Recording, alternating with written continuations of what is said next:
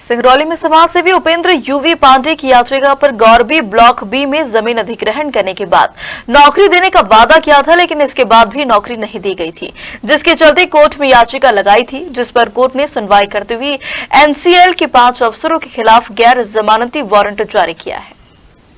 क्या कुछ जनहित याचिका आपने आपके वकील के द्वारा कोर्ट में पेश की गई, क्या कुछ आदेश हुआ है? देखिए, दिनांक 22 दिसंबर 2023 को माननीय जिला एवं सत्र न्यायाधीश न्यायालय में माननीय गीतांजलि सिंह जी मजिस्ट्रेट जो हैं, उन्होंने यह निर्णय दिया है कि यहाँ के पुलिस अधीक्षक के माध्यम से एनसीएल के 5 वरिष्ठ अधिकारीगण जो कि 2015 से वारंट होने के बावजूद उनकी गिरफ्तारी नहीं हो पा रही थी, इस बार माननीय न्यायालय ने पुलिस अधीक्षक के माध्यम से गिरफ्तारी वारंट का जो है पालन कराए जाने का निर्णय दिया है, ताकि 12 जनवरी से पहले उनको गिरफ्तार करके माननीय न्यायालय में प्रस्तुत किया जा सके। मामला क्या था पूरा?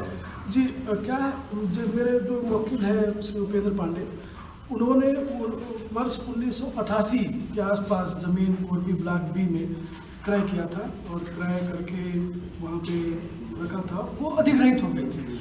अधिग्रहित होने के बाद 1993 में पॉलिसी बनी कि जिसकी 50 डिसमिल जमीन जनरल कैटेगरी की है उसको नौकरी मिलेगी। 254 लोगों को उस समय नौकरी मिली। बाकी लोगों को ये कह के कि वन एवं पर्यावरण मंत्रालय से अनापत्ति प्रमाण पत्र आने के बाद ही कटाई चालू होगी वृक्षों की और खनन का कार्य चालू होगा तो आप लोगों को भी नौकरी मिलेगी। 2005 तक यह अनापत्ति प्रमाण पत्र नहीं आया। वर्ष 2000 में इसी बीच एनसीएल ने अपने पॉलिसी में फेरबदल कर लिया और ये कहा कि 50 डिसमिल नहीं, अब अगर किसी को नौकरी मिलेगी तो 2 एकड़ सिंचित एवं 3 एकड़ सिंचित होनी चाहिए। मेरे मुवक्किल ने और उस समय के तमाम लोगों ने कहा कि जो 250 लोगों को नौकरी मिली है उनको तो 50 डिसमिल की ही न्यूनतम स्तर पे मिली है, तो मैं भी तो समतुल्य हूँ। और आपने उस समय ये कह के नौकरी नहीं दी थी कि पर्यावरण मंत्रालय से पेड़ काटने का आदेश नहीं है, तो अब ये पॉलिसी जो आप बदले हैं वो भूतरक्षी प्रभाव नहीं रखेगी। उस पॉलिसी में समय दर समय एनसीएल ने कई बदलाव किए। 2008 में पैकेज कंसेप्ट का अवधारणा लागू कर दिया गया, जिसमें यह कहा गया कि भाई जिसकी 2 एकड़ जमीन होगी, अगर 50 डिसमिल लोग उसको संयुक्त रूप से खरीद करके ले लेते हैं तो 2 एकड़ मानी जाएगी और उनको नौकरी मिलेगा। इस मातहत एनसीएल के कई अधिकारी अपने ही सगे संबंधियों को तमाम लोगों से जमीन को क्रय करके और नौकरी मिली।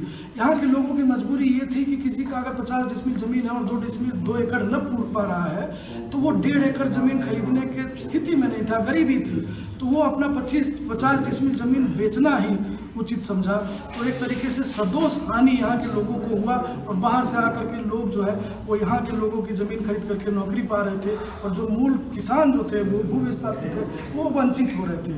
इसी तरीके संभागीय पुनर्वास समन्वय समिति से ये निर्णय था कि ट्रांसफ़र के बेस पे बाहर से कैटेगरी 4 के एम्प्लॉयमेंट यहाँ पे भर्ती नहीं किए जाएंगे ट्रांसफ़र करके। उसमें भी एनसीएल ने बाहर से 650 लोगों को ट्रांसफ़र करके यहाँ बुलाया, जो कि तत्कालीन सीएसपी ने अपने जांच में पाया, लिस्ट उनके द्वारा माननीय न्यायालय में जमा की गई है। बाहर से लोगों को ऐसे बुलाए कि वहाँ भर्ती करेंगे तो हल्ला नहीं होगा, भर्ती वहाँ करेंगे यहाँ ले आएंगे, यहाँ करेंगे तो इश्तहार जारी करना पड़ेगा। और एनसीएल दशकों से यहाँ के एम्प्लॉयमेंट एक्सचेंज को बिल्कुल दरकिनार करके चल रहा था। वहाँ कोई जानकारी ही नहीं दे रहा था रोजगार कार्यालय में कि हमारे यहाँ वैकेंसी है भी, यहाँ के लोगों को पता ही नहीं चलने देता था। तो इस तरीके से यहाँ के लोगों को बहुत ही छल कपट किया गया। जब अन्वेषण हो रहा था तब उन्होंने एनसीएल ने बहुत ही झूठा जानकारी पुलिस को दिया कि 10,002 लाख रुपए उसने खर्च किए हैं सामुदायिक विकास कार्यों में। पुलिस ने अपने जांच में पाया कि 10,002 लाख रुपए तो बहुत दूर की बात है, कुछ लाख रुपए भी नहीं खर्च किया। तो बहुत बड़ा घोटाला और यहाँ के लोगों के साथ छलकपट था। इसके लिए परिवाद पेश था। इसमें 166, 167, 68, 406, 420, 120B आईपीसी की धाराएं जो है वो अधिरूपित की गई थी। धारा 7 employment exchange and notification of vacancies act की धारा भी अधिरूपित की गई थी।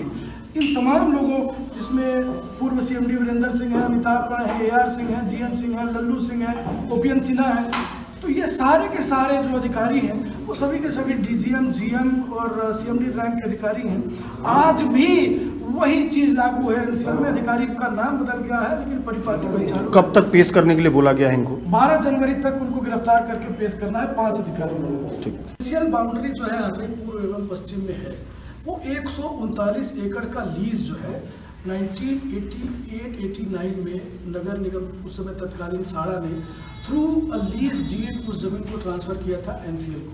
So that is a land transfer by way of lease, not a land which is acquired bye NCL.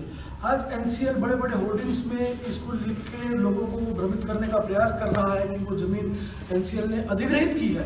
यदि अधिग्रहित किया है तो मैं आपके माध्यम से एनसीएल से पूछना चाह रहा हूँ कि धारा 4 की नोटिफिकेशन, गैजेट, यदि कोई कंपनसेशन दिया हो वो दे दे।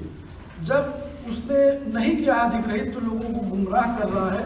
वो अधिग्रहित भूखंड नहीं है, वो लीज के द्वारा है और लीज भी गैर कानूनी तरीके से दी गई थी, जिसको कि 5 साल के भीतर में सीएमडी ऑफिस 1989 के बाद बना लेना था यदि उसको बनाना था। तो आज तक उस जमीन पर कुछ भी नहीं बना, एक पिलर भी एनसीएल का वहाँ पे नहीं गड़ा। आज उस जमीन की वस्तु स्थिति ये है कि हरदईपुर एवं पश्चिम के किसान अपनी जमीनों को वापस पा चुके हैं, खेती कर रहे हैं और काबिज हैं। और बहुत जल्द जो 30 साल तक हमारी जमीन को गैर कानूनी तरीके से दबा के रखे थे, उसके लिए कंपनसेशन के लिए हम सभी लोग मिल करके पुनः माननीय उच्च न्यायालय में जाएंगे कि हमें 30 साल का कंपनसेशन चाहिए। ठीक।